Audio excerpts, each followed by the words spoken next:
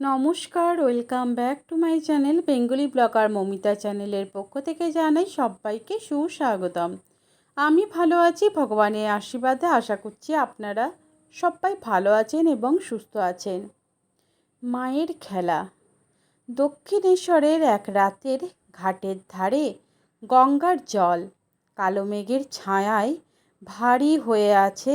মন্দিরের বাতাসে শাঁখের ধ্বনি, ধূপের গন্ধ আর রাতের নিস্তব্ধতা মিশে গেছে।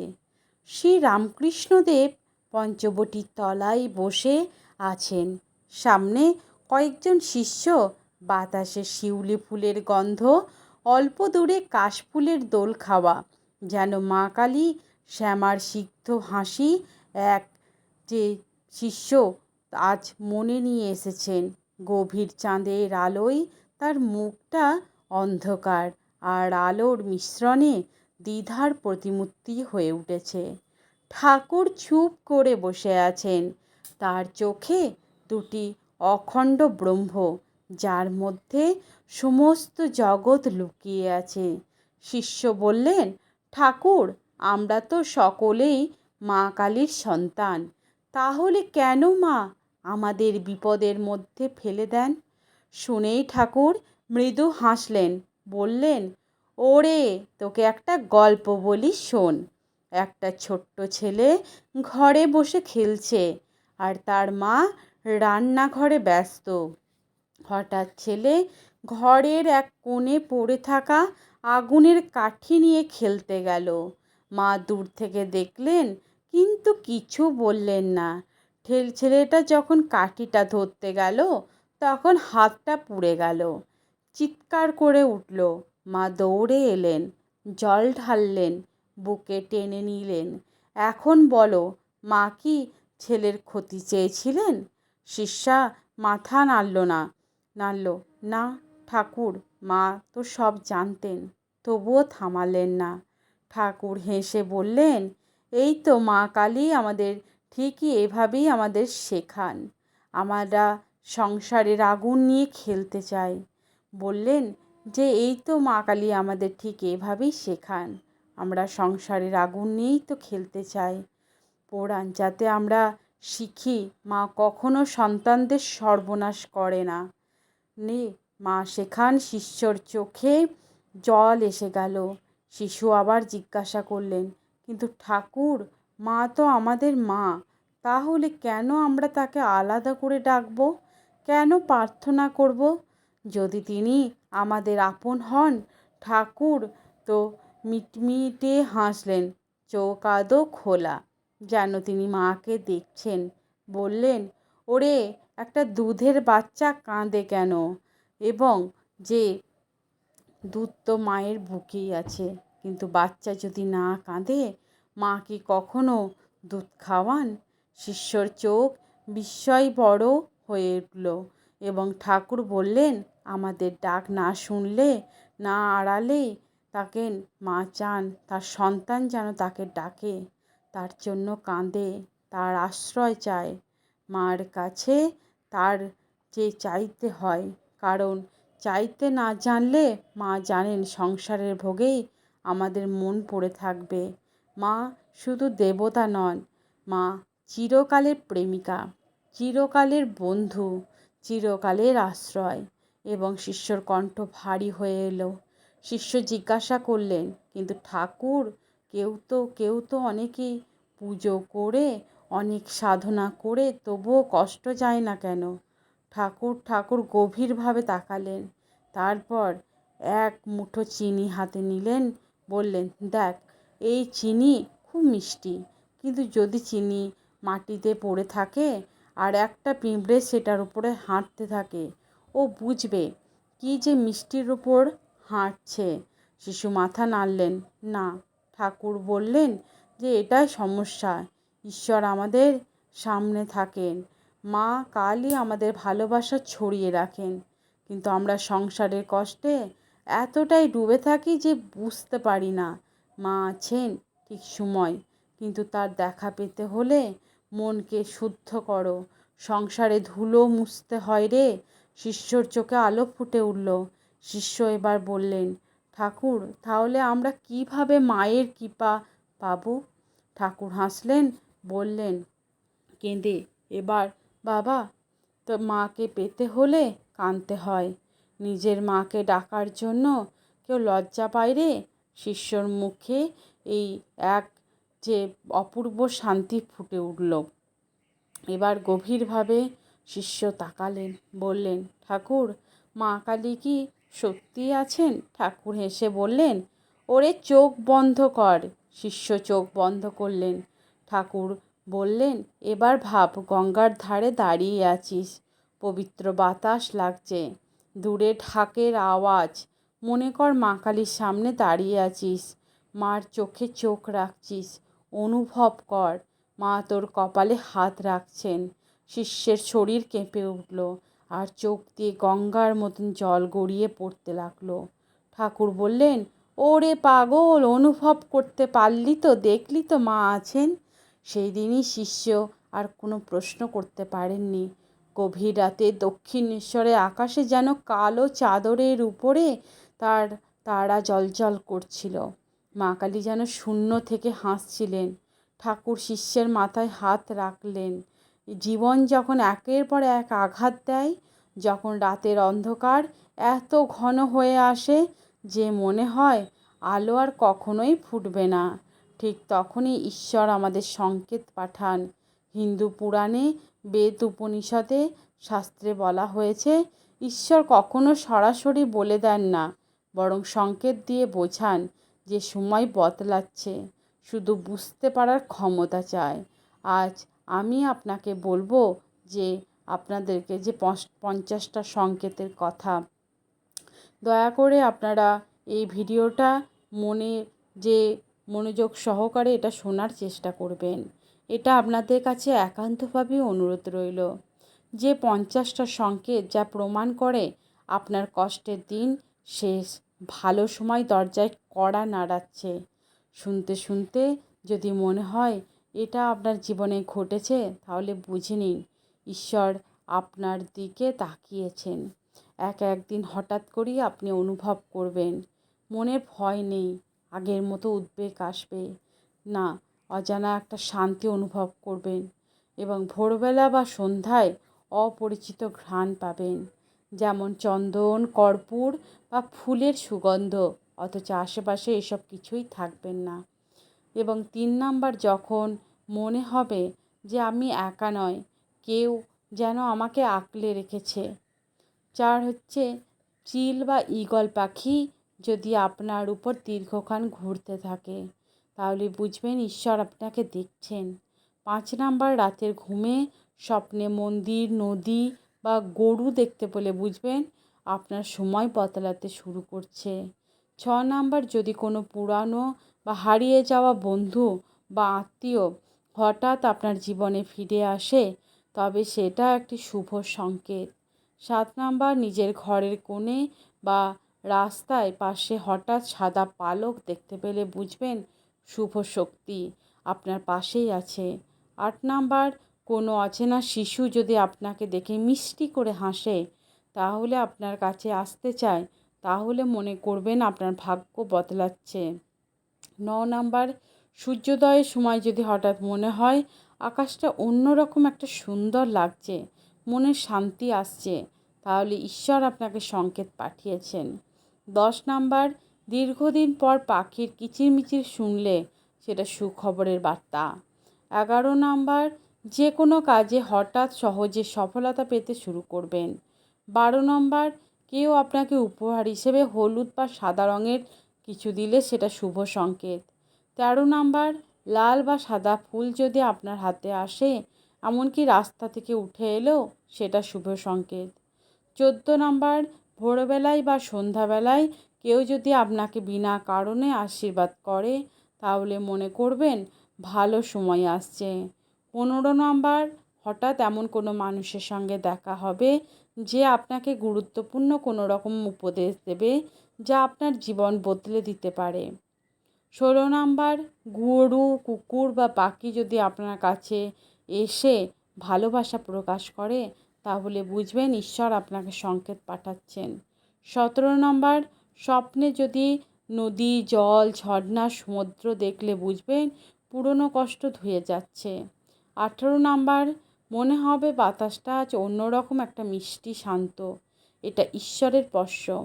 19 নাম্বার, যদি কোনো গান বা মন্ত্র আচমকা আপনার কানে আসে, আপনার মন ভরে ওঠে, তাহলে সেটা আধ্যাত্মিক সংকেত।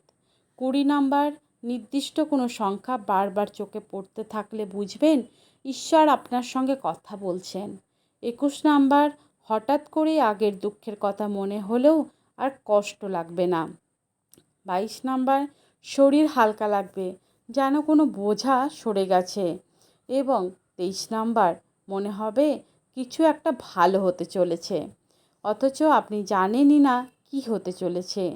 24 নাম্বার, দীর্ঘদিনের অসুখ আপনি কমতে শুরু করবে। 25 নাম্বার, যদি কেউ হঠাৎ আপনাকে বলে আপনার মুখে কেমন একটা শান্তি ফুটে উঠছে, তাহলে বুঝবেন আপনি বদলে যাবেন। 26 নাম্বার, আগের মতন মনের অস্থিরতা থাকবে না, ধৈর্য বাড়বে। 27 নাম্বার, কাউকে ক্ষমতা করতে পারবেন যে আপনাকে কষ্ট দিয়েছে। 28 নাম্বার, আপনার মধ্যে আত্মবিশ্বাস বাড়তে থাকবে, মনে হবে আমি পারবো।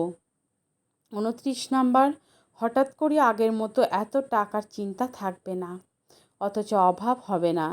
30, এমন একটা অদ্ভুত পজিটিভ এনার্জি অনুভব করবেন যেটা আগে ছিল না। 31 নম্বর, কোনো অচেনা ব্যক্তি আপনাকে সাহায্য করবে এবং বিনিময়ে কিছুই চাইবে না। 32 নম্বর, মনে হবে কিছু একটা হারিয়ে গিয়েছিল, সেটা ফিরে আসছে। 33 নম্বর, ঘরে হঠাৎ সুন্দর সুবাস আসবে, অথচ কোথা থেকে আসছে সেটা বুঝতে পারা যাবে না। 34 নম্বর, গভীর রাতে হঠাৎ ঘুম ভেঙে যাবে, কিন্তু মনে মনে হবে অদ্ভুত একটা শান্তি লাগছে। 35 নম্বর, কোনো মন্দির বা আশ্রম অন্যরকম আকর্ষণ করতে শুরু করবে। 36 নম্বর, স্বপ্নে শুভ লক্ষণ যেমন সিংহ, পদ্মফুল বা প্রদীপ দেখতে পেলে ঈশ্বরের কৃপা আসছে। যে 37 নম্বর, যে টাকা পাওয়ার আশা ছিল না সেটা আচমকা আসছে। 38 নম্বর, হঠাৎ মন ভরে যাবে, কৃতজ্ঞতায় ঈশ্বরকে ধন্যবাদ দিতে আপনি ইচ্ছা করবে। 39 নম্বর, আপনি নিজেই বুঝবেন কিছু একটা বদলে যাচ্ছে বা বদলাচ্ছে।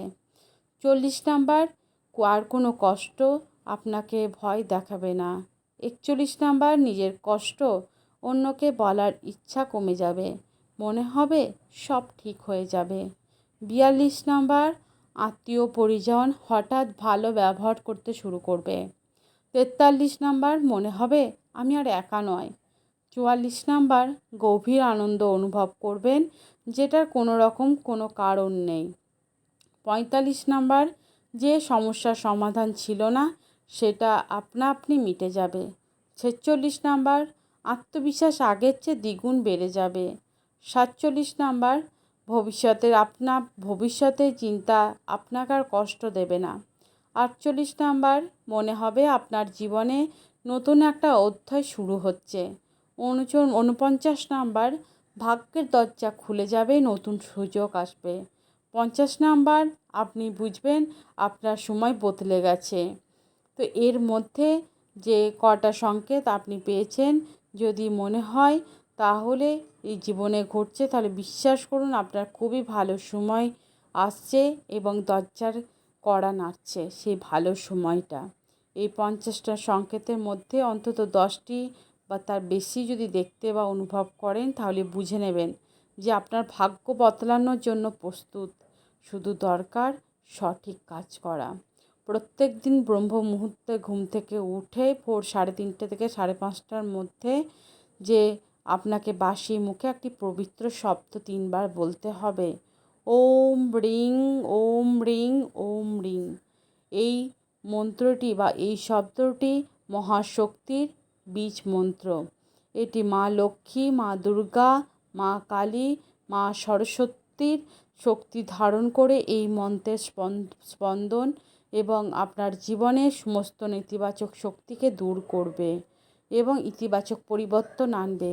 এরপর বলবেন 3টি যে অ্যাফার্মেশন বাক্য আজকের দিনটি আপনার জন্য আশীর্বাদ নিয়ে আসছে। আমি ঈশ্বরের কৃপায় অভাব, দুঃখ, কষ্ট থেকে মুক্তি পাচ্ছি। আজ থেকে আমার জীবনে শুভ সময় শুরু হলো এবং ছোট্ট প্রক্রিয়া প্রতিদিন করলে দেখবেন কয়েকদিনের মধ্যেই একটি অলৌকিক পরিবর্তন আসতে শুরু করছে। এখনই শুরু করুন। ব্রহ্ম মুহূর্তে জেগেই এই 3টি ধাপ পালন করুন এবং নিজের ভাগ্যের চাকা ঘুরিয়ে নিন। শব্দ ব্রহ্ম কেন বলা হয়? শব্দই ব্রহ্ম। এই কথাটি শুধু আধ্যাত্মিক বিশ্বাস নয়, এটা হিন্দু দর্শনের এক গভীর সত্য। কারণ শব্দ হলো সৃষ্টি শক্তি, চেতনার মূল উৎস। ব্রহ্মাণ্ডের প্রথম সঙ্গীত ছিল শব্দ। ঋগ্বেদের মতো নাদ, ব্রহ্ম, সপ্ত, ঈশ্বর এবং যে আপনার সৃষ্টির মূল কারণ। মহাবিশ্ব সৃষ্টি হওয়ার আগে শুধু একটি স্পন্দন ছিল। ওম, তাই ওমকারকে সৃষ্টির মূল যে ওমকারকে বলা হয় মহাশব্দ। কেন শব্দ ব্রহ্ম শব্দ থেকে সৃষ্টি হয়? সৃষ্টি উপনিষদে বলা হয় যে মহাশব্দ ব্রহ্ম শব্দ। কেন শব্দ ব্রহ্ম শব্দ থেকে সৃষ্টি উপনিষদে বলা হয়েছে আদৌ শব্দ, পরে শব্দ বা প্রথমেই ছিল শব্দ, তারপর সৃষ্টির বিস্তার। বিজ্ঞানেও বলা হয় বিগ ব্যাং মহাবিস্ফোরণ একটি স্পন্দনের মাধ্যমে হয়েছিল। শব্দ হলো শক্তি এবং যে সঠিক শব্দ বা মন্ত্র মানুষের মন এবং ভাগ্য বদলাতে পারে। এবং গায়ত্রী মন্ত্র, মহামৃত্যুঞ্জয় মন্ত্র বা ওম নমঃ এগুলো উচ্চারণ করলে শরীরে স্পন্দন তৈরি হয়, নেতিবাচক শক্তি দূর করে। শব্দের কম্পন বাস্তবকে বদলায়। প্রতিটি মন্ত্রের একটি নির্দিষ্ট কম্পনে বা ফ্রিকোয়েন্সি আছে যা মনের গভীর প্রভাব ফেলে, বাস্তবতা বদলাতে পারে। ওম রিং শব্দটি হলো মা লক্ষ্মীর বীজ মন্ত্র। অভাব এবং দুঃখ কাটিয়ে দেয় এবং শব্দের শক্তি স্বয়ং ঈশ্বর, অক্ষর ব্রহ্ম। প্রতিটি শব্দের মধ্যে দেবত্ব লুকিয়ে আছে। শ্রীকৃষ্ণ বলেছেন, আমি অক্ষরগুলির মধ্যে ওম এবং এই শব্দের মধ্যে নাথ, ব্রহ্ম শব্দের মধ্যে মুক্তি নাম সংকীর্তন মুখের পথ। যে শব্দের মধ্যে আছে সৃষ্টি শক্তি, মুক্তি রহস্য, সেটাই শব্দ ব্রহ্ম। সুতরাং সঠিক শব্দ উচ্চারণ করলে জীবন বদলাতে পারে, ভাগ্য খুলে যেতে পারে। ব্রহ্ম মুহূর্তে শুরু করুন নতুন জীবন। গঙ্গার জল বয়ে চলল। সময় যেমন এক রহস্যময় নদী, কখনো শান্ত, কখনো স্রোতে ভেসে নেওয়া এবং কখনো খরস্রোতা ভয়ঙ্কর। একবার ভেবে দেখো, ঘরের দেওয়ালে ঝোলানো সেই পুরনো ঘড়িটা প্রতিটা টিকটক শব্দের সাথে আমাদের জীবন থেকে এমন একটা মুহূর্ত ফুরিয়ে যাচ্ছে। ক্যালেন্ডারের পাতাগুলো একে একে ছেড়ে যাচ্ছে। আমরা কি বুঝতে পারছি? সময় তার অপেক্ষা করে না বা থেমে যায় না, ফিরেও তাকায় না। তাহলে সময় আর এই ভাগ্যের এই খেলায় আমরা শুধু কেন ভুক্তভোগী? কেন সময় কখনো ভালো, কখনো খারাপ বা সবসময় ভালো হতে পারে না? বিপদ এলেই যে সবাই বলে তো সময়টা ভালো যাচ্ছে না, ভাগ্য খারাপ। কিন্তু সময় কি সত্যি খারাপ হয় নাকি আমরা বুঝতে পারি না? শ্রীমদ্ ভগবদ্ গীতা বলে, দুঃখে সুখে সুবিগত, যে দুঃখে বিচলিত হয় না, সুখে আসক্ত হয় না, সেই প্রকৃত শান্ত মানুষ। আমরা দুঃখে কাঁদি কিন্তু সুখের সময় ভাবি না, সেটাও ক্ষণস্থায়ী। এটাই আসল ভুল। সময়ের ধর্ম পরিবর্তন, কিন্তু মানুষের ধর্ম গ্রহণ থেকেও সুখ থেকেও যায়।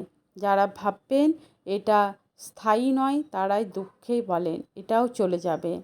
সময় কি ভালো মন্দ হয় না? সময় আমাদের পরীক্ষা নেয়, আমাদের পরিণত করে, আমাদের ভিতরে শক্তিকে জাগিয়ে তোলে। একটা শিশু যখন হাঁটতে শেখে সে পড়ে যায়, বারবার হাঁটু ছিঁড়ে যায়, ব্যথা পায়, তারপর সে আবার উঠে দাঁড়ায়। যে বলে আমি হাঁটতেই পারবো না, তাহলে সে কি কোনো দিনই হাঁটতে পারবে? ঠিক তেমনি আমাদের জীবনে প্রতিটি কষ্ট আমাদের শেখায়, তৈরি করে, পরিণত করে। মনে রেখো, কোনো বিপদ চিরকাল থাকে না, বৃষ্টি চিরকাল ঝরে না, রাতের অন্ধকার চিরকাল ক্ষণস্থায়ী হয় না। কিন্তু আমরা কি করি? আমরা কষ্ট পেলেই ভাবি আমাদের ভাগ্য খারাপ, সব শেষ হয়ে গেছে। এই কথাগুলো কিন্তু আমাদের দুঃখ আরও বাড়িয়ে দেয়। তাহলে কি আমাদের করা উচিত? পরিবর্তনকে গ্রহণ করো, সময় কি যে বোঝো, নিজেকে গড়ে তোলো। ভালো সময় কি কখনোই আসবে না? শ্রী রামকৃষ্ণদেব বলতেন, দিনের পর রাত আসে, রাতের পর দিন, বিপদের পর সুখ আসবে। একটা সত্যি কথা বলি, যদি কেউ বলো তো তোকে সারা জীবন শুধু সুখ দিচ্ছি, তাহলে কেমন লাগতো? শুরুতে ভালো লাগবে, কিন্তু তারপর একঘেয়ে বিরক্তিকর হয়ে যেত, তাই না? ঠিক এই কারণে ভালো মন্দ নিয়েই জীবন। সুখের জন্য কষ্ট লাগে, আর ভালো বোঝার জন্য বা অন্ধকার লাগে। বৃষ্টির আনন্দ পাওয়ার জন্য খরার দিন এবং কাটাতে হয়।